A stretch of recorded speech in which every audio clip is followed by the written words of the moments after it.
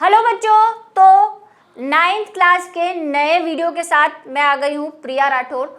और कोशिका यानी जीवन की मौलिक इकाई के चैप्टर को आज हम ख़त्म करने वाले हैं और देखते हैं क्या पढ़ेंगे आज। तो जैसा कि आपको पता है पूरा चैप्टर हमारा हो गया है, कुछ चीज़ें हैं जो रह गई है और आज हम पढ़ेंगे कोशिका विभाजन और कोशिका विभाजन के प्रकार और कुछ एनसीईआरटी के क्वेश्चंस हम आज करेंगे। हालांकि हमने जो किया है उसमें सब कुछ कवर हो गया है, लेकिन फिर भी कुछ एक दो क्वेश्चन हैं जो शायद आपको ना मिले, तो उसके आंसर्स हम दे देंगे। ठीक है, तो कोशिका विभाजन पढ़ने वाले हैं। अब ये है क्या कोशिका विभाजन? आप जब छोटे थे, है ना, कितने से पैदा हुए थे? इत्तू से, चिन्नू से। बच्चा देखा होगा आपने छोटा सा, या किसी का भी बच्चा देखा होगा। पेड़ का बीज देखा है आपने, कितना सा होता है? चिन्नू सा। उससे इतना बड़ा पेड़ बन जाता है। आप इतने से होते हैं, धीरे धीरे धीरे धीरे धीरे धीरे बड़े हो जाते हैं, है ना, लंबे हो जाते हैं, हाइट वाइट हाथ वाथ सब बढ़ जाते हैं। कैसे बढ़ता है?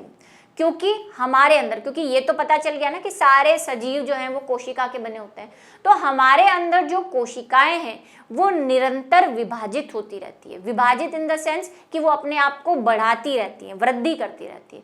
सारी भी नहीं करती, कुछ कोशिकाएं करती हैं और किसी हद तक करती हैं। ये हम पढ़ चुके हैं कि पादपों में जो वृद्धि होती है वो अनलिमिटेड होती है, पादप पूरी उम्र भर वृद्धि करते हैं।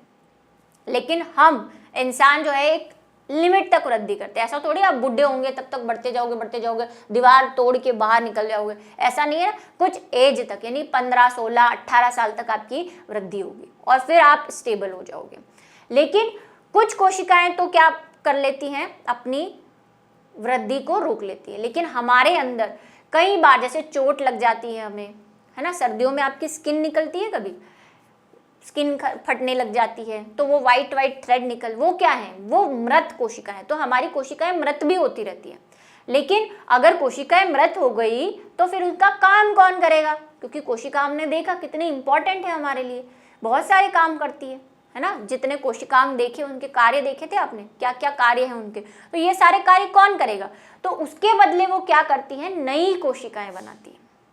मतलब एक बीज से एक बड़ा पौधा बनने तक, एक छोटे से बच्चे से बड़ा इंसान बनने तक जो बने हैं हम, वो किस वजह से बने हैं? कोशिका में वृद्धि की वजह से, कोशिका में विभाजन की वजह से। कोशिका अपनी संख्या में क्या करती रहती है?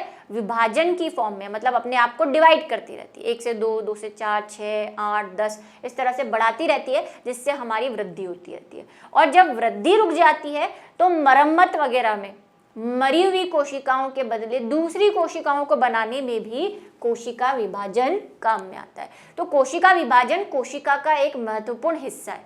क्या है कोशिका विभाजन? इसको समझ तो लिया, लेकिन इसको लिखेंगे कैसे? देखो, जीवधारियों में वृद्धि हेतु नई कोशिकाएं बनती है। ठीक है, वृद्धि अभी बताया, वृद्धि करनी है तो नई कोशिकाएं बनाई नहीं होगी। एक कोशिका ही थोड़ी पूरा जीव बनाएगी, उसको नई नई चीजें चाहिए ना। आप जैसे घर बनाते हैं, आपको मैंने कहा घर में जो ईंट लगी हुई है वो कोशिका है।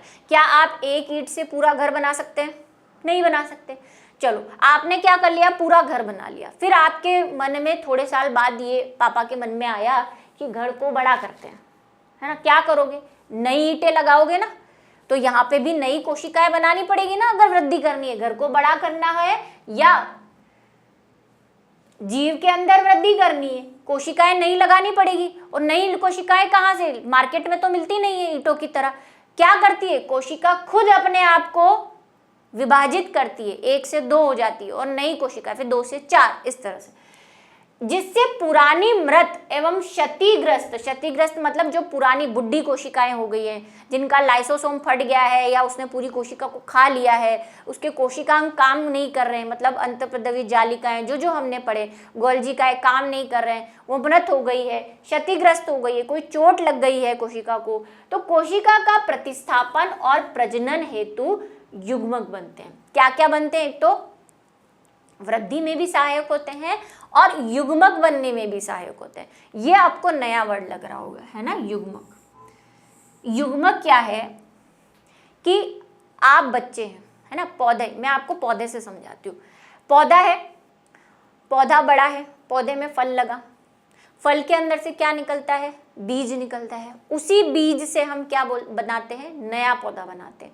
लेकिन जो बीज बन रहा है वो बीज बनने से पहले पौधे जो हैं वो क्या करते हैं? कुछ युग्मकों का निर्माण करते हैं जिनके मिलने से बीज बनता है। जैसे इंसानों में या जानवरों में देख लो, है ना।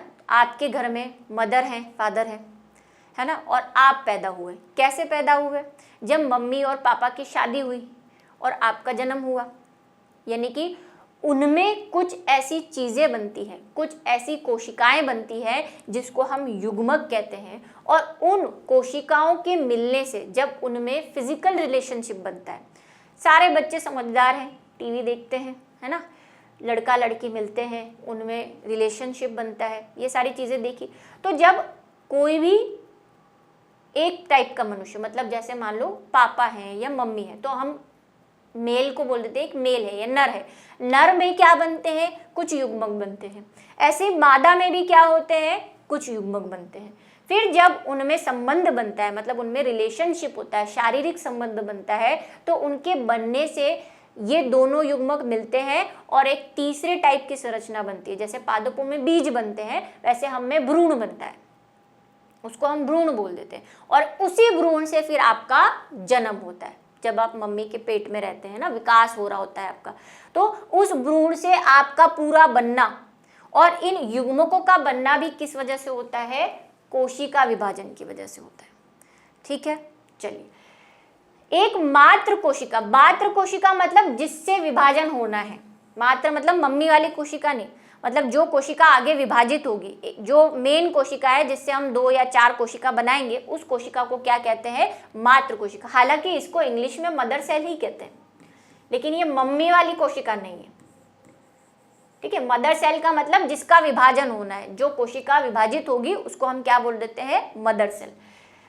संतति कोशिकाओं के बनने, संतति मतलब इसके बच्चे, इस वाली कोशिका, जैसे मान लो ये कोशिका है, इससे 2 कोशिकाएं बनी, है ना। मान लो ये कोशिका है, इसमें विभाजन हुआ। विभाजन मतलब ये 2 टुकड़ों में बट गई। अभी इतना समझ लो, ये 2 टुकड़ों में बट गई, तो इससे क्या बनी? 2 कोशिकाएं बनी। अब इसको तो हम बोलते हैं मात्र कोशिका यानी मदर सेल, और ये जो बनती है इसको हम बोलते हैं संतति कोशिका। कई जगह आपको इसके लिए पुत्री कोशिका भी लिखा हुआ मिलेगा, पुत्र नहीं मिलेगा, है ना, पुत्री ही मिलता है। पुत्र या पुत्री कोशिका, डॉटर सेल जिसको कहते हैं, या फिर क्या कह देते हैं? संतति कोशिका कह देते हैं। ठीक है, चलिए। कोशिका विभाजन के फलस्वरूप जीवधारियों के शरीर में वृद्धि होती है। ये बात हम कर चुके हैं कि विभाजित होगी तभी वृद्धि होगी। कोशिका विभाजन आवश्यक रूप से सभी कोशिकाओं में नहीं होता। मैंने आपसे कहा कि एक वक्त के बाद आपकी वृद्धि रुक जाती है, क्योंकि आपकी सारी कोशिकाएं विभाजित नहीं होती। हालांकि कुछ कोशिकाएं अंदर अभी भी विभाजित हो रही है, लेकिन सब तरह की कोशिकाएं विभाजन नहीं करती। इसको हम अगले चैप्टर में पढ़ेंगे कि कौन कौन सी कोशिकाएं विभाजित करती हैं, कौन सी नहीं करती है, ये सारा। कुछ कोशिकाएं कभी विभाजित नहीं होती, जैसे लाल रक्त कणिकाएं, यानी कि आपकी जो आरबीसी है, हमारा जो रुधिर है ना, लाल रक्त कोशिकाओं या कणिकाओं से मिलकर बना होता है, जिसको हम बोलते हैं रेड ब्लड सेल्स या रेड ब्लड कार्पल्स, आरबीसी, उससे मिलकर बना होता है। इसीलिए वो क्या होता है? लाल कलर का होता है। तो ये जो हमारे खून है, मतलब ब्लड है, ये इनमें जो कोशिका है ना, वो कभी विभाजित नहीं होती। मतलब ऐसा नहीं कि आपका जो ब्लड है, हमारे ब्लड की जो कोशिकाएं होती है ना, वो इस शेप की होती है। ये है वो, ये विभाजित होकर 2 कोशिकाएं बना लें ऐसे, फिर ये 2 कोशिकाएं विभाजित होकर 4 कोशिकाएं बना ले, मतलब खून बढ़ता ही जा रहा है। पर आप बोलेंगे कि हमने तो सुना है कि खून तो अंदर बनता ही रहता है। तो ये कोशिका इसके विभाजित होने से नहीं बनता, ये कोशिका ही पूरी नहीं बनती है। मान लो ये कोशिका मर गई तो ये विभाजित नहीं करेगी। क्या होगा?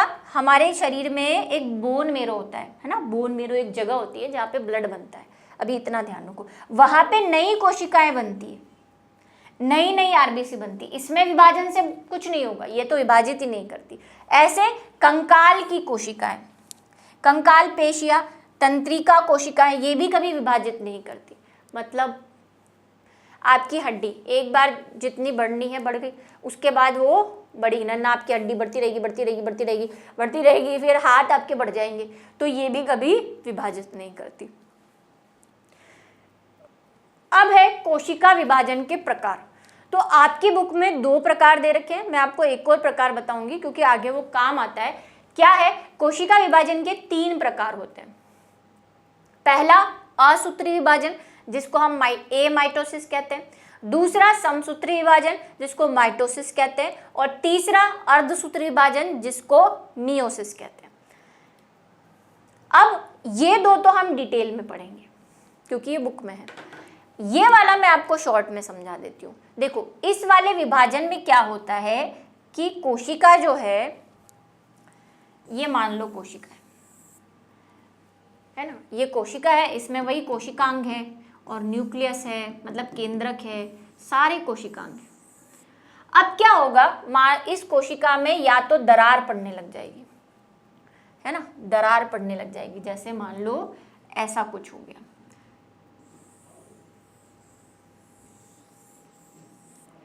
तो अब क्या होगा, ये दरार पड़ने से कुछ कोशिकांग यानी कुछ माइटोकॉन्ड्रिया ऊपर चले गए, कुछ नीचे चले गए, जो ऑर्गेनल्स पड़े, कुछ अंतःप्रदेश विजालिका ऊपर चली गई, कुछ नीचे चली गई, ऐसे। और ये जो केंद्रक है ये भी क्या हुआ, ऐसे ही अलग अलग, क्योंकि इसको पता चला ये दोनों में झगड़ा हो गया है, ये दोनों अलग होने जा रही है, तो मैं भी आधा उधर चला जाता हूँ आधा इधर चला जाता हूँ, है ना, ऐसे इसने सोच लिया। तो अब 2 कोशिकाएं बन गई,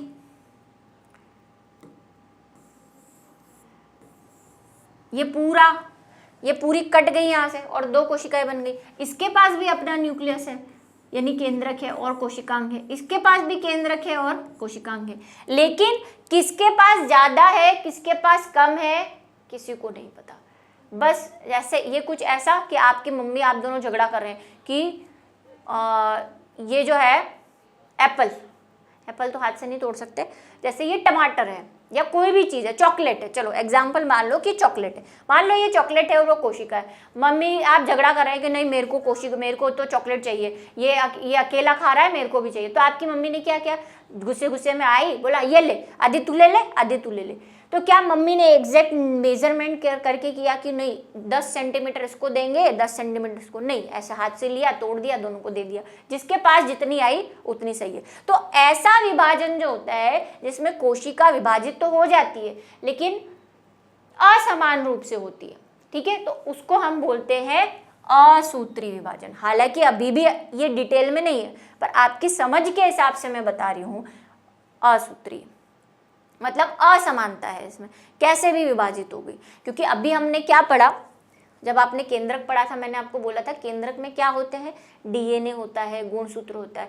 तो जब ये विभाजित हुई तो इनमें जो गुणसूत्र है वो भी विभाजित होंगे, तो वो गुणसूत्र भी क्या हुए, अनसर्टेनली हुए, मतलब थोड़े गुणसूत्र उधर चले गए थोड़े इधर चले गए, कोई क्वांटिटी बराबर नहीं है या नहीं हमें नहीं पता, इसीलिए इसको सूत्र के साथ, गुणसूत्र से बना है सूत्र, तो इसके सूत्र भी अलग अलग है, मतलब थोड़े गुणसूत्र इधर चले गए थोड़े इधर चले गए, तो इसलिए इसको क्या बोल देते हैं, असूत्री विभाजन, जिसमें कोशिका कैसी होती है, विभाजन जो होता है वो कैसा होता है, असमान होता है, कोई बड़ा कोई छोटा, ठीक है। चलिए दूसरा है समसूत्री और अर्धसूत्री, देखो इनके नाम से भी लग रहा होगा और अब हम इसको डिटेल में भी पढ़ लेते हैं। पहला है समसूत्री विभाजन। समसूत्री विभाजन जिसको क्या कहते हैं, माइटोसिस भी कहते हैं।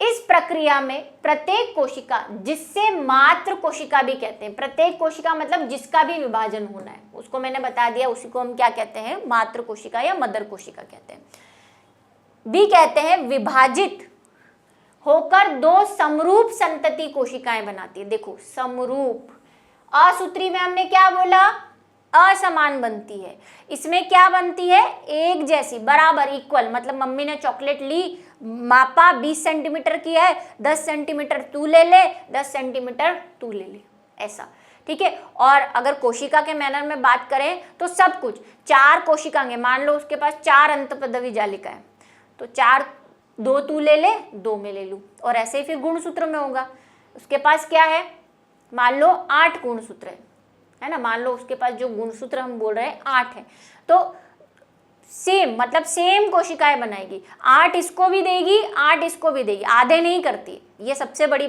बात है। इसमें समरूप बनती है, मतलब जैसी ये कोशिका है वैसी ही बनेगी। अगर इसमें 8 माइटोकॉन्ड्रिया है तो इससे जो 2 सेल बनेगी उसमें भी 8-8 माइटोकॉन्ड्रिया होंगे। इसमें अगर 2 गुणसूत्र है, जिसको मैं आपको डिटेल में पिछली क्लासेस में बता चुकी हूँ कि गुणसूत्र क्या होते हैं, केंद्रक में होते हैं, तो इन दोनों में भी 2-2 होंगे। अब आप बोलेंगे ऐसा क्यों, ऐसा क्यों, ऐसा कैसे हो गया? तो उसका रीजन मैं आपको बताऊंगी अभी। कोशिकाएं बनती है, संतति कोशिकाओं में गुणसूत्रों की संख्या मात्र कोशिका के समान होती है। ठीक है, इसमें 8 है तो इन दोनों में भी 8-8 होंगे। हम एग्जाम्पल ले रहे हैं 8। ठीक है, यह जीवों में वृद्धि, ऊतकों की मरम्मत में सहायता करती है। क्यों ऐसा जरूरी है? देखो, आप में वृद्धि हुई है ना, आप इतने बड़े हुए वृद्धि करके, और अभी भी आप में जो कोशिकाएं मृत हो रही है उसकी जगह नई कोशिका आ रही है। अब मान लो अगर आपका विभाजन असूत्री टाइप का होता या अगला जो आ रहा है अर्धसूत्री टाइप का होता, तो फिर आपकी सारी कोशिकाएं एक जैसी नहीं होनी चाहिए थी, नहीं होनी चाहिए ना। यहाँ पे आपके मान लो कोई लग गई है, कोई चीज लग गई है, पता चला जो नई कोशिका आई है वो पहले वाली कोशिका जैसी नहीं है, समरूप होनी चाहिए लेकिन नहीं है, तो आपका तो ये पार्ट काला रह जाएगा। पता चला नई कोशिका काली होगी तो काले हो जाओगे, फिर दूसरी जगह कहीं लगी तो फिर काले हो जाओगे, तो ऐसे तो आपका पूरा चेहरा खराब हो जाएगा, है ना। तो जो वृद्धि होती है, नॉर्मल वृद्धि या मरम्मत होती है, मतलब टूट फूट जो कोशिका में हुई है, चोट लगी है, उससे नई कोशिका बनानी है उस जगह पे, है ना, घाव भरना है, तो उनमें जो भी विभाजन होते हैं वो कैसे होते हैं? समसूत्री, ताकि समान कोशिकाएं बने। और समान इन द सेंस देखने में भी समान, प्लस इनके जो अंदर की चीजें हैं वो भी समान। अब ये होता कैसे है जरा समझो। देखो, ये हम मान लेते हैं वो कोशिका है, जिसको हम क्या बोलते हैं, जो भी कोशिका विभाजित होती है उसको क्या कहते हैं? मातृ कोशिका, मदर सेल।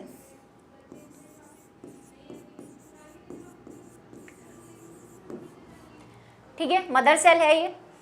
इस मदर सेल में केंद्रक होगा, जो कि हम बात कर चुके हैं, और कोशिकांग होंगे, मान लो माइटोकॉन्ड्रिया है, अंतर्प्रदवी जालिका है, रिक्तिका है, और केंद्रक में क्या है? गुणसूत्र है।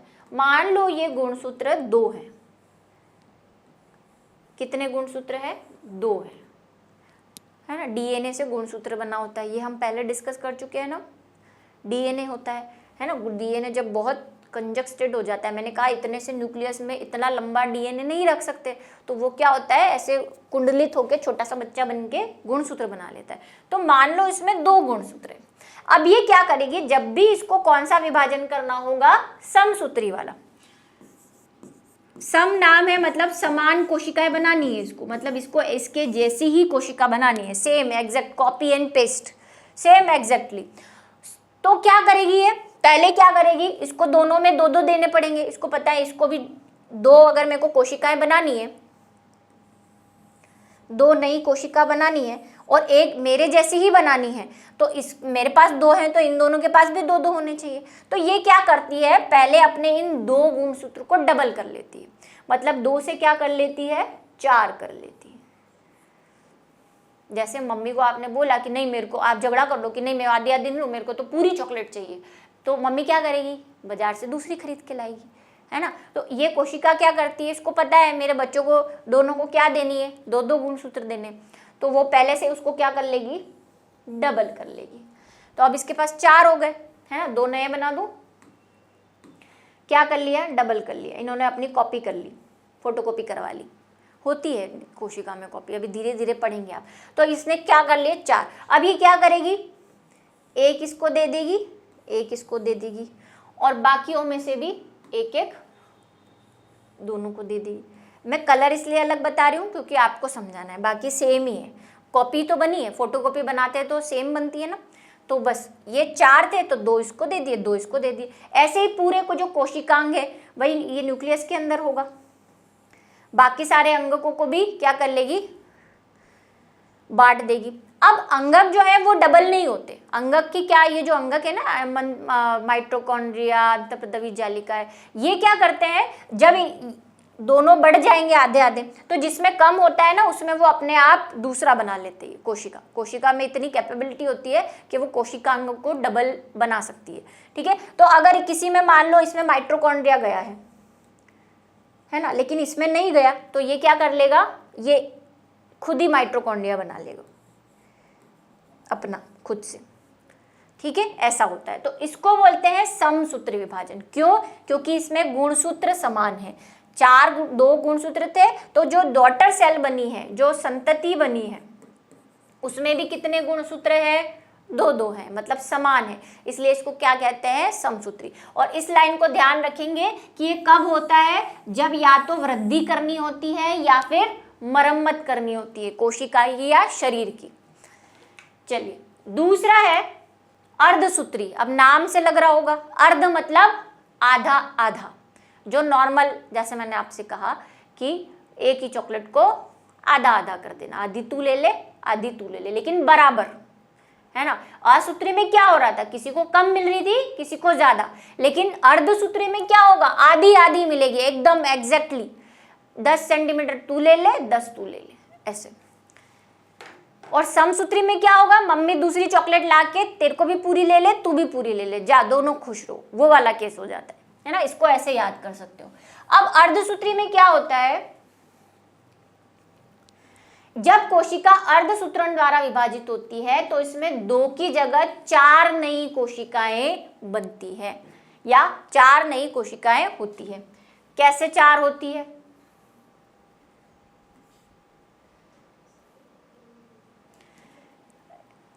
वहां पे क्या बन रही थी? 2 बन रही थी। 2 से ज्यादा भी बन सकती है, लेकिन जनरली 2 ही बनती है। ठीक है, यहाँ पे कितनी बनती है? फिक्स है। यहाँ पे जब भी अर्धसूत्री विभाजन होगा कितनी कोशिकाएं बनेंगी?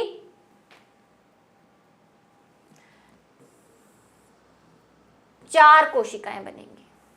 ठीक है, समसूत्री में 2 बनेगी, इसमें 4 बनेगी। नई कोशिका मात्र कोशिका की तुलना में, ये देखो, तुलना में गुणसूत्रों की संख्या आधी होती है। ठीक है, कैसे होती है ये भी समझा देते हैं। देखो, ये कोशिका है, वापस सेम कोशिका बना रही हूं मैं। इसमें वही क्या है? केंद्र के। अब मैं बाकी के कोशिकांग नहीं बना रही क्योंकि हमें गुणसूत्रों से काम है। ये इसके पास कितने गुणसूत्र हैं? 4 है, मान लो। कितने हैं? 4 गुणसूत्र है। इसमें क्या हुआ? अर्धसूत्री विभाजन हुआ।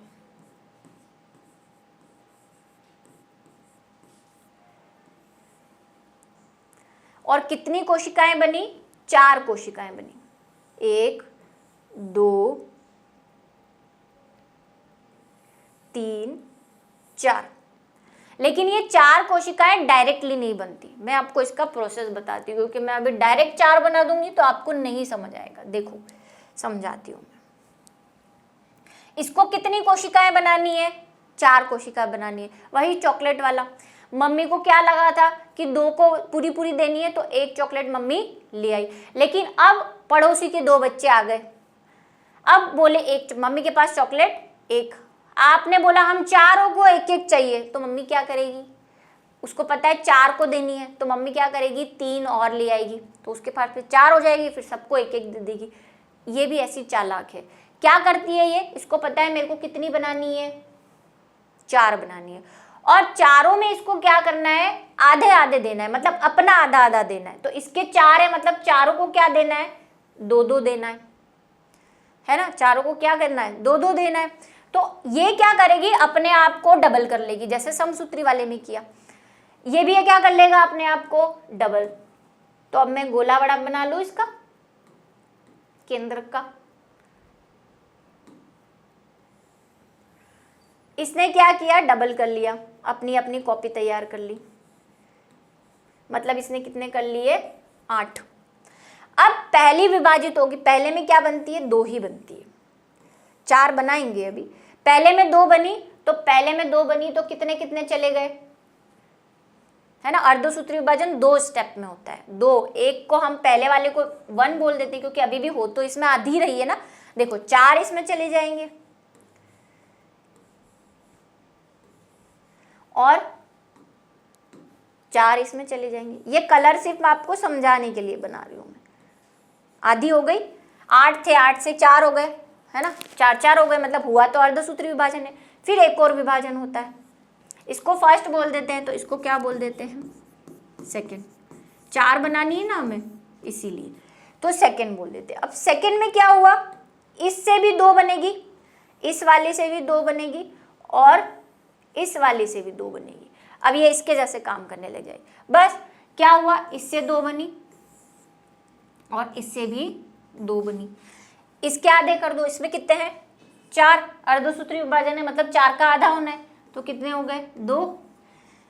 इसके पास भी 2 2 ही बन रही है, इसके पास 2, इसके पास 2 हो गए ना। तो अब अगर आप मात्र कोशिका से इसको देखें तो मात्र कोशिका में पहले कितने थे, 4 थे, ये 8 तो हमने बाद में किए थे ना, थे कितने उसके पास 4 थे, तो 4 से इनमें कितने हैं, इन चारों में 2 2 है, मतलब 4 के आधे 2। तो चारों कोशिकाओं में गुणसूत्र कैसे हैं, मात्र कोशिका से आधे, इसीलिए इसको अर्धसूत्री विभाजन कहते हैं। और यहाँ पे भी देखो आधे होते जा रहे हैं, पहले उसने बढ़ा लिए 8 कर दिए, 8 से 4 हो गए, 4 से 2 हो गए, आधे आधे करती जा रही है। तो अर्धसूत्री विभाजन 2 स्टेप में होता है। अब आपको बुक में लिख दिया कि 4 बनती है और 4 में आधे होते हैं, तो आप क्या कर दोगे, 4 के आधे, 4 से 4 कोशिका बनाओगे तो चारों में एक एक डाल दोगे, है ना। इसीलिए आपको ये 2 स्टेप समझाना बहुत जरूरी था और ये आगे काम आएगा कि अर्धसूत्री विभाजन 2 स्टेप में होता है और 4 कोशिकाएं बनती है, जिसमें चारों कोशिकाओं में मात्र कोशिका, इस वाली बीच वाली से नहीं, इससे तो आधे ही हैं, लेकिन मात्र कोशिका से गुणसूत्रों की संख्या भी क्या होती है, आधी होती है। और समसूत्री विभाजन में सेम होती है, क्योंकि वो सिर्फ एक बार विभाजित होती है, तो आधे उसको दे देती है। समसूत्री विभाजन सिर्फ यहाँ तक होता है, अगर आपने गौर किया हो तो। वो भी डबल कर लेता है, वो क्या कर लेता है, 4 होते हैं तो 8 कर लेती है, फिर 4 इसको दे देती है, 4 इसको दे देती है। तो ये एक तरह का क्या है, आप देख रहे हो, है ना, एक तरह से समसूत्री विभाजन ऐसा ही होता है। लेकिन अर्धसूत्री विभाजन में क्या होता है, आगे का भी स्टेप होता है, ठीक है। चलो अब आते हैं एनसीईआरटी के जो कुछ क्वेश्चंस हैं उस पे आ जाते हैं। हालांकि हमने जो चैप्टर पढ़ा है उसमें आपके एनसीईआरटी के सारे क्वेश्चन कवर हो गए हैं, मैंने सबको पढ़ लिया है। आपको सीधे सीधे उसके आंसर जो है वो हमारे चैप्टर में, मतलब जो हमने पढ़ा है उसमें मिल जाएंगे। अब कुछ क्वेश्चन है जिनकी थोड़ी सी भाषा ऐसी है जिससे आप थोड़े से कन्फ्यूज हो सकते हैं, इसलिए मैं वो क्वेश्चन ले आई हूँ। जैसे पहला है, यदि प्लाज्मा झिल्ली फट जाए अथवा टूट जाए, ये आपके बुक के पीछे के ही क्वेश्चन है, लेकिन सब नहीं कर रहे हैं हम, क्योंकि सब आपको डायरेक्टली मिल जाएंगे। जो नहीं मिलेंगे वो लेकर आए हैं, या है तो सही चैप्टर में लेकिन आपको नहीं मिल रहे। यदि प्लाज्मा झिल्ली फट जाए अथवा टूट जाए तो क्या होगा। प्लाज्मा झिल्ली क्या थी, जिसको हम कोशिका झिल्ली कह रहे थे। और जब हमने कोशिका झिल्ली की बात की थी तो हमने कहा था कि कोशिका झिल्ली जो होती है वो कोशिका के बाहर भी होती है ना, कोशिका के बाहर भी होती है। और जितने कोशिकांग के अंगक हैं, मतलब वही गोल्जी बॉडी, माइटोकॉन्ड्रिया, लाइसोसोम, इनकी जो भित्ति होती है, इनकी जो मेम्ब्रेन होती है वो भी क्या होती है, प्लाज्मा झिल्ली जैसी ही होती है, प्लाज्मा झिल्ली की ही बनी होती है। तो यहाँ पे ये पूछ रहा है कि अगर झिल्ली फट जाए, इसने ये नहीं बोला कि कोशिका की प्लाज्मा झिल्ली फट जाए, ये तो सिर्फ क्या बोल रहा है, झिल्ली फट जाए। तो अब झिल्ली वो बाहर वाली भी हो सकती है और जो जितने भी कोशिकांग है उनकी भी हो सकती है। और उसमें आपको पता है खतरनाक कोशिकांग बैठा हुआ है जिसको हम बोलते हैं लाइसोसोम, है ना। क्या कहते हैं लाइसोसोम को, आत्मघाती थैली। मान लो लाइसोसोम की ये जो झिल्ली है, ये लाइसोसोम मान लो, इसको मान लो ये लाइसोसोम है, इसकी झिल्ली चली गई, प्लाज्मा झिल्ली, क्योंकि है भी ये, इसके एंजाइम क्या हो जाएंगे, सिक्रीट होते ही ये क्या करता है, दूसरे कोशिकांगों को खा जाता है और कोशिकांगों, पूरी कोशिका को ही खा जाता है। तो यही होगा। यदि कोशिका झिल्ली टूट जाए तो सभी कोशिकांग के साथ, मतलब बाकी सबकी भी झिल्ली टूट जाएगी और लाइसोसोम भी टूट जाएगा, वह यह सभी अंगों को नष्ट कर देगा, ठीक है, पूरी कोशिका को खा जाएगा। और अगर बाहर वाली भी गायब हो जाए, जैसे कोशिका की भी गायब हो गई मान लो, तो भी यही हाल होगा, सारे कोशिकांग जो है वो बिखर जाएंगे, और बिखर जाएंगे। थोड़ी देर में जब उनको कोशिका झिल्ली क्या करती है, उनको संभाल के रखती है ना, एक जगह पे रक्षा करती है उनकी, वो नहीं कर पाएगी तो वो भी क्या हो जाएंगे, धीरे धीरे खत्म हो जाएगी। तो अल्टीमेटली यही है कि कोशिका पूरी की पूरी क्या हो जाएगी, नष्ट हो जाएगी। दूसरा है, जो भी पीछे के ही है ये सारे क्वेश्चन, यदि गोल्जी उपकरण न हो तो कोशिकाओं के जीवन में क्या होगा। तो इसके लिए आपको पढ़ने पड़ेंगे कि गोल्जी काय के कार्य क्या हैं, जो हमने क्लास में पढ़े हैं। जब कोशिकांग पढ़े थे तो हमने सबके कार्य पढ़े। तो गोल्जी काय अगर है या गोल्जी बॉडी है तो वो, वैसे तो हमने बहुत सारे पढ़े, लेकिन अगर हम उसको 2 लाइन में बोलना चाहें तो हमने देखा था कि गोल्जी काय जो है, एक तो क्या करता है, अंतःप्रदवी जालिका से जो भी मटेरियल अंतःप्रदवी जालिका बना रही होती है उसको पैक करके एक जगह से दूसरी जगह पहुंचाता है, प्लस कुछ चीज़ों का स्त्रवण, मतलब वही सिक्रीशन करता है, उसको बना के पैक कर लेता है, फिर जहाँ ज़रूरत होती है वहाँ पे खोल के उसको स्त्रावित कर देता है, यानी सिक्रीट कर देता है। साथ में कुछ वसाओं का भी निर्माण करता है। तो इसको शॉर्ट में हम कैसे लिख सकते हैं कि अगर गोल्जी काय नहीं होगा तो ना तो ये स्त्रवण होगा, जो भी वो चीज़ें अंतःप्रदवी जालिका से लेकर आ रहा है दूसरी जगहों पे ले जाने के लिए पैक करके, वो स्त्रवण नहीं हो पाएगा, और वो स्त्रवण नहीं होगा तो कोशिका के सारे काम जो है वो रुक जाएंगे, उस एंजाइम से लेकर, उस वसाओं से लेकर। यदि गोल्जी का उपकरण न हो या गोल्जी उपकरण न हो तो कोशिका में इससे होने वाला स्त्रावण, यानी वही सिक्रीशन,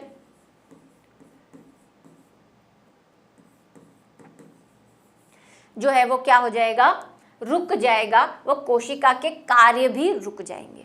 और अगर आप इसको डिटेल में लिखना चाहते हैं तो वही सारे कार्य लिख दो गोल्जी काय के, कि गोल्जी काय कोशिका में निम्नलिखित कार्य करता है, अगर गोल्जी काय जो है वो नहीं होगा तो ये सारे कार्य रुक जाएंगे। हमने क्लास में सारे कार्य आपको लिखकर बताए हैं, वहां से आप नोट कर सकते हैं, बड़ा लिखना चाहते हैं इसको तो।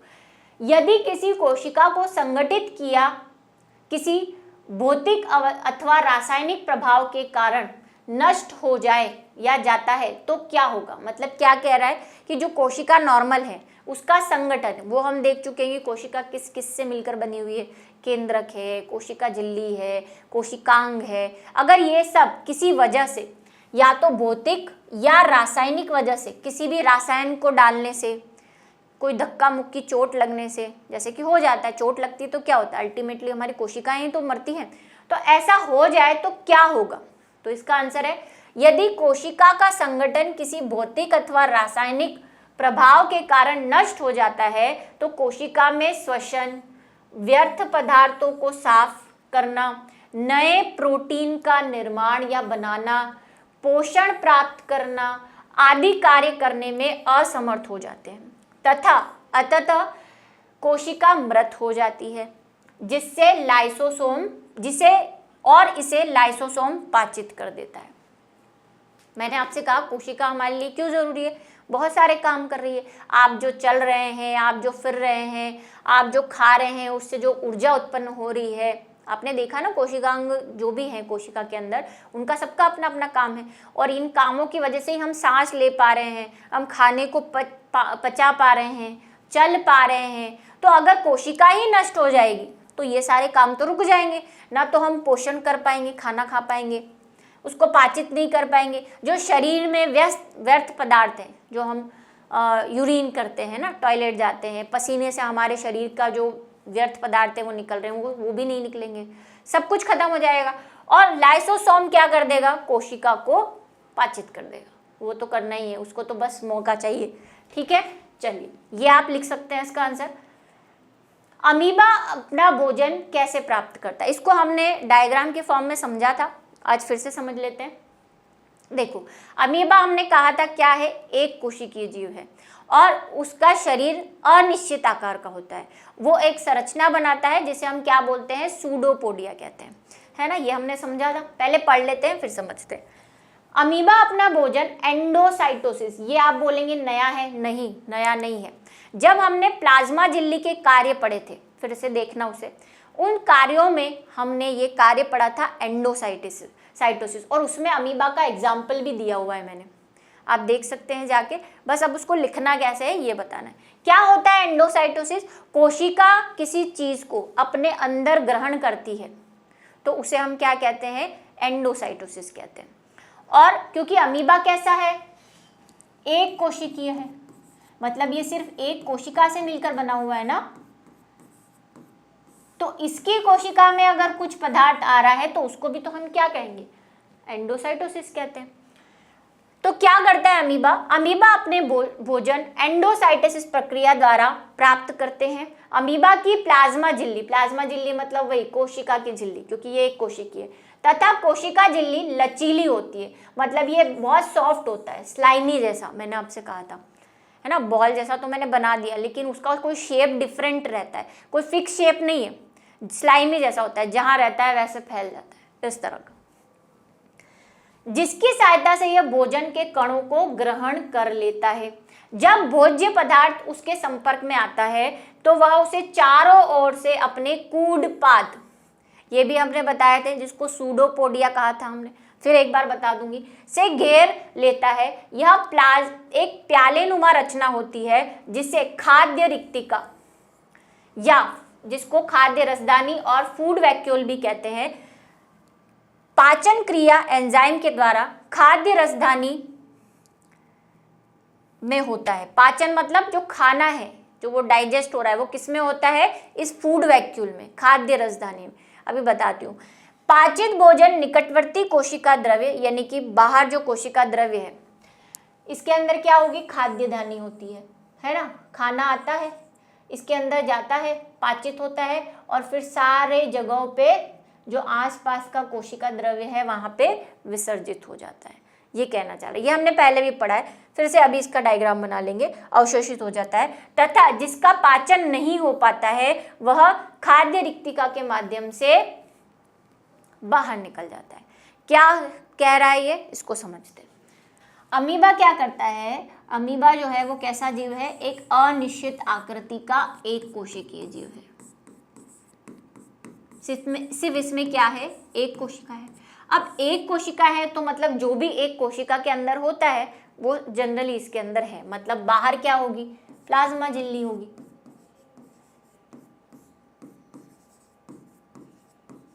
बीच में या साइड में क्या होगा, केंद्रक होगा, है ना, ये प्लाज्मा झिल्ली हो गया, ये केंद्रक हो गया, और इसमें एक वैक्यूल, हमने पढ़ा है ना, कोशिका के अंदर रिक्तिका भी होती है, इसके अंदर भी होती है, लेकिन इसके रिक्तिका को हम क्या कह देते हैं, खाद्य धानी बोल देते हैं। क्या बोल देते हैं, खाद्य धानी। क्यों बोल देते हैं, क्योंकि ये भोजन को पाचन करने में इसकी मदद करती है। हमें तो पाचन के लिए पाचन तंत्र है, चबाते हैं, पेट में जाता है, इसके पास पेट वेट तो कुछ है नहीं, तो इसके लिए इसको क्या दी हुई है, भगवान ने एक रिक्तिका दे रखी है, जिसको हम खाद्य धानी कह देते हैं, यानी फूड वैक्यूल कह देते हैं। अब क्या होता है, इसको लगता है कि कोई जीव मेरे आसपास मेरा भोजन बनने के लिए आ रहा है, तो ये क्या करता है, अमीबा में मैंने कहा कि इसका शेप चेंज होता रहता है, और ये चलने के लिए कूडपाद बनाता है, मतलब सूडोपोडिया बनाता है, और खाना को पकड़ने के लिए भी क्या बनाता है, कूडपाद बनाता है। तो अब ये क्या करेगा, ऐसे कूडपाद बनाएगा, अंदर वही इसके अभी भी केंद्रक है,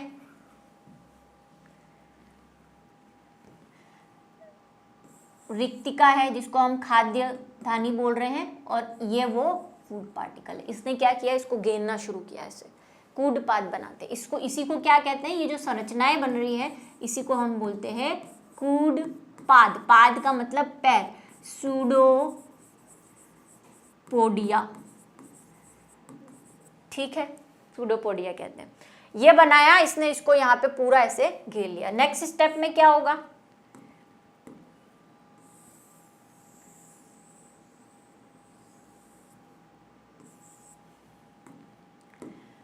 ये रिक्तिका और ये इसके अंदर आ जाएगा, धीरे धीरे धीरे धीरे ये दोनों क्या हो जाएंगे, आपस में मिल जाएंगे, ऐसे, है ना, ये दोनों क्या हो गए, आपस में ऐसे मिल गए। अब ये अंदर चला गया। नेक्स्ट स्टेप क्या हो जाएगा, जो हमने लिखा है उसी को हम, भाई इसका शेप तो चेंज होता रहता है ना, इसीलिए मैं इसका शेप बार बार अलग अलग बना रही हूँ, एक जैसा नहीं रहता। ये बंद हो गई, और ये चीज क्या आ गई, अंदर आ गई, जिसके अंदर क्या है, इसका खाना है है ना। यहाँ पे हमारी रिक्तिका वो है ही खाद्यदानी, और केंद्रक भी बना देते हैं, ये इसका केंद्रक। बाकी सारी चीज़ें मैंने अभी नहीं बनाई है। जैसे कि मैंने कहा था कि अमीबा में क्या होता है, बहुत सारा जेली लाइक संरचना होती है जिसको सोल और जेल कहते हैं, ये सब हम पढ़ चुके हैं पहले। तो क्या होगा, ये अंदर ले लेगा इस प्रक्रिया को, मतलब ये जो खाने की चीज़ों को कोशिका की झिल्ली द्वारा अंदर लेने, खाने की या कोई भी किसी भी बाहरी कण को कोशिका झिल्ली द्वारा अंदर लेने की प्रक्रिया को ही हम क्या कह रहे थे, एंडोसाइटोसिस कह रहे थे, अंतर्ग्रहण, है ना। इसीलिए अमीबा में भी इसको क्या कह देते हैं कि अमीबा कैसे भोजन लेता है, एंडोसाइटोसिस से लेता है। अब ये अंदर आ गया, अब ये दोनों मिल जाएंगे क्योंकि पचाना है ना। तो नेक्स्ट स्टेप में क्या होगा, यही केंद्रक, और अब ये जो फूड रिक्तदानी है इसमें ये क्या आ गया, ये खाने का पार्टिकल आ गया, ये दोनों मिल गए। अब ये इसको पचा लेगा, जो भी इसमें आवश्यक पदार्थ हैं जो अमीबा के खाने के लायक हैं, जो भी वसा, प्रोटीन, जो भी अमीबा के लिए ज़रूरी है वो पचा लेगा और बाहर कोशिका द्रव्य में विसर्जित कर लेगा। जो वहाँ पे लाइन लिखी हुई है, ये बाहर वाला क्या है, ये कोशिका द्रव्य तो है। कोशिका के अंदर वाला द्रव्य क्या होता है, कोशिका द्रव्य, साइटोप्लाज्म। तो इसने क्या किया, जो भी काम की चीजें थी सब इसको दे दी। अब कुछ चीजें हमारे इसके काम की नहीं है, तो वो क्या करेगा,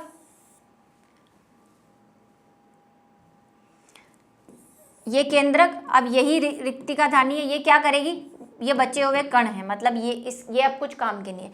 अब ये धीरे धीरे वापस प्लाज्मा झिल्ली के पास जाएगा, प्लाज्मा झिल्ली से अटैच हो जाएगा, अटैच होके वापस क्या कर देगा, इस पार्टिकल को बाहर फेंक देगा।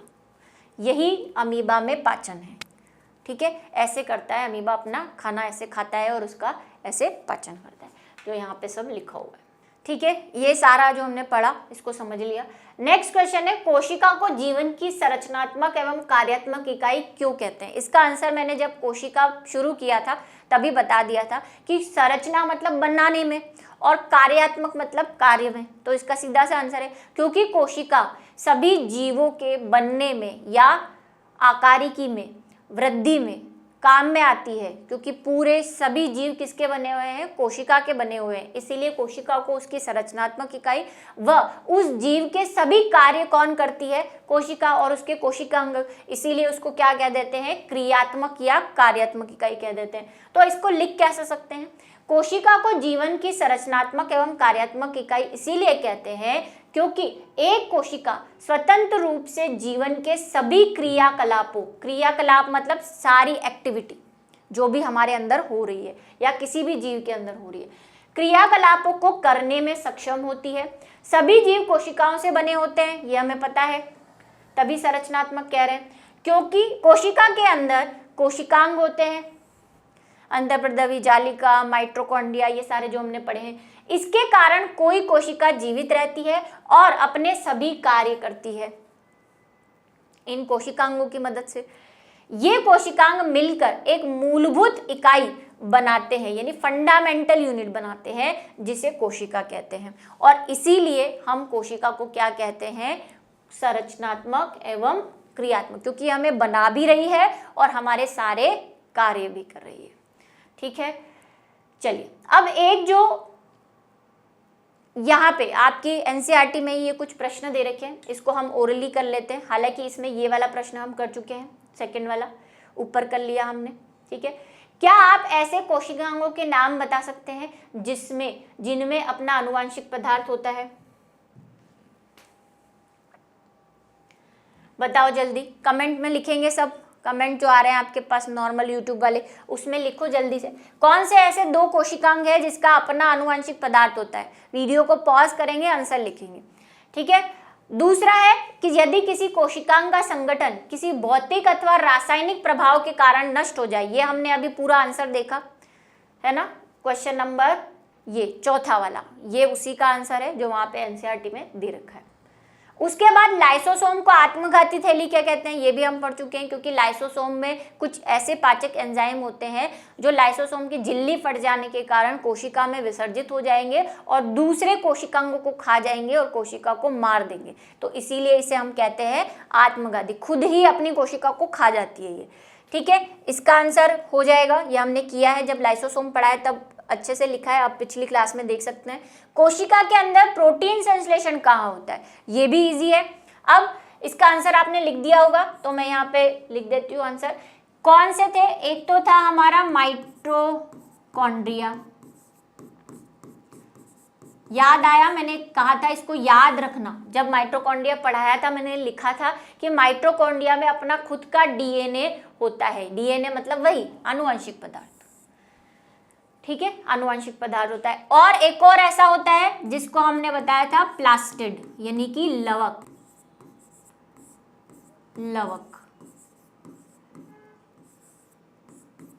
ठीक है, इन दोनों में अपना खुद का डीएनए और राइबोसोम होता है, ठीक है। हाँ, इसका आंसर कौन बनाता है प्रोटीन, तो प्रोटीन का निर्माण कौन करता है, राइबोसोम करता है। सबके कार्य लिखे हैं हमने, और राइबोसोम अंतःप्रद्रवी जालिका पे भी होता है, तो हो सकता है आपको कहीं बुक्स में ऐसा लिखे मिले कि राइबोसोम और अंतःप्रद्रवी जालिका बनाती है। क्यों, क्योंकि अंतःप्रद्रवी जालिका में हमने एक टाइप पढ़ा था जिसमें उसके ऊपर राइबोसोम चिपके हुए रहते, तो वो भी तो प्रोटीन बनाएगी। तो राइबोसोम और अंतःप्रद्रवी जालिका, और इसीलिए राइबोसोम को क्या कहते हैं, प्रोटीन फैक्ट्री, ये भी वहां पे हमने क्लास में पढ़ा था। चलिए, सारे हो गए। अब एक जो चीज जो आप बोलेंगे कि हाँ एक और चीज़ है जो बुक में दे रखी है, वो ये किस पे बेस है, ये हमने एक प्रैक्टिकल किया था अंडे वाला, आपको याद हो, परासरण वाला, उसी पे बेस है। अब इसको वापस से हम नहीं दोहरा रहे हैं क्योंकि कॉन्सेप्ट वही है, उसी चीज़ को लेकर क्वेश्चन पूछा हुआ है। इसको समझा देती हूँ मैं आपको। देखो क्या करना है, निम्नलिखित परासरण प्रयोग करें, क्योंकि प्रयोग हम कर चुके हैं, बस उसी के बेस पे हमें आंसर देना है। छीले हुए आधे आधे आलू के 4 टुकड़े लो, इन चारों को खोखला करो जिससे आलू के कप बन जाए। क्या करना है, हमें आलू लेना है, ये एक आलू आधा आधा कर दिया, उसने 4 बोला है भाई, 4 में तो छेद नहीं हो पाएंगे, हम क्या कर लेंगे 4 आलू ले लेंगे, आधे आधे कर दिए, और उसमें क्या कर दिया, छेद कर दिया। मान लो ये छेद कर दिया ऐसे, ठीक है। इनमें से एक कप को उबले आलू में बनाना है, मतलब एक जो है 3 बना दिया हमने, नॉर्मल कच्चा आलू ले लिया, इस वाले को उबला हुआ ले लिया। उबले हुए को मैं ऐसा करती हूँ, ऐसा बना देती हूँ, इसको ए नाम दे देते हैं, इसको बी नाम दे देते हैं, इसको सी और इसको डी, यही वो बोल रहा है, ठीक है। प्रत्येक आलू के प्रत्येक कप को जल वाले बर्तन में रखना है, तो चलो जल वाले बर्तन में रखो इसको।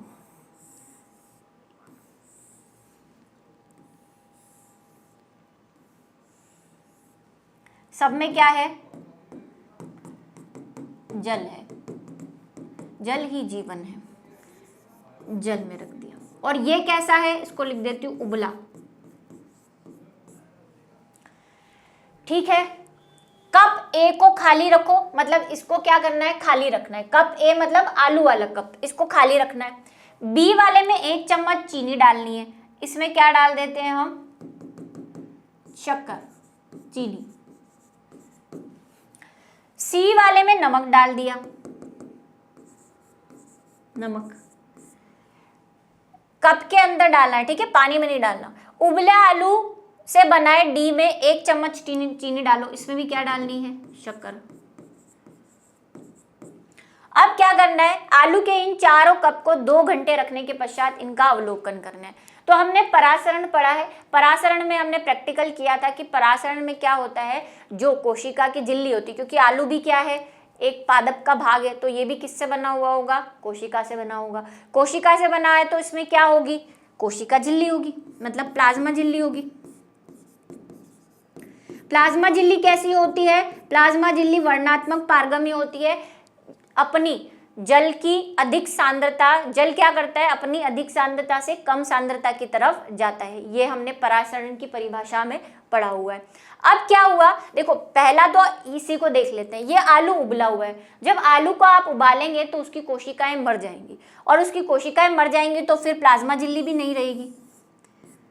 तो इस आलू पे तो कोई फर्क नहीं पड़ेगा, आप इसको कहीं भी रख दो, ठीक है। इन 3 की बात कर लेते हैं। पहला ये बोल रहा है कि बी और सी के खाली भाग में जल क्यों एकत्रित हो गया। अब जब हमने इसे रखा तो हमने देखा कि बी सी के अंदर ये जो बाहर वाला पानी था ना, ये अंदर आ गया, और तो कहाँ से आएगा, हमने तो डाला नहीं। नमक वाला भी, नमक पूरा घुल गया पानी में, मतलब इसके अंदर पानी पानी आ गया, इसके अंदर भी पानी पानी आ गया। क्यों आया? क्योंकि हमने परासरण पढ़ा है। जल की सांद्रता कहाँ अधिक है? बाहर। आलू के छेद में तो जल है ही नहीं, जो कप बनाया हमने आलू का, वहां तो सिर्फ शक्कर ही शक्कर है, मतलब जल की कमी है। तो जल अपनी अधिक सांद्रता से कम सांद्रता मतलब आलू के कप में चला जाएगा। इधर भी सेम चीज हुई, जल की सांद्रता बाहर ज्यादा है, इधर तो सिर्फ नमक है, मतलब जल की सांद्रता कम है, तो जल क्या चला जाएगा, अंदर चला जाएगा। इसलिए ये 2 कप क्या हो गए, भर गए। किसकी वजह से? परासरण की वजह से। तो यहाँ पे आंसर क्या लिख देंगे कि परासरण की वजह से जल पात्र से आलू के कप के अंदर चला गया, जिसकी वजह से कप बी और सी में जो है पानी भर गया। कप मतलब आलू के कप। ए आलू इस प्रयोग के लिए क्यों महत्वपूर्ण है? देखो इसमें हमने कुछ भी नहीं डाला कुछ भी, खाली रखा है इसको। क्यों खाली रखा है? ताकि हम चेंज दे सके कि इसमें पानी गया, इसमें भी कप में पानी गया, लेकिन इसमें पानी नहीं गया, ये आलू अभी भी ऐसा ही पड़ा है, इसके अंदर कुछ भी नहीं गया, ना तो पानी गया है ना कुछ भी नहीं। क्यों?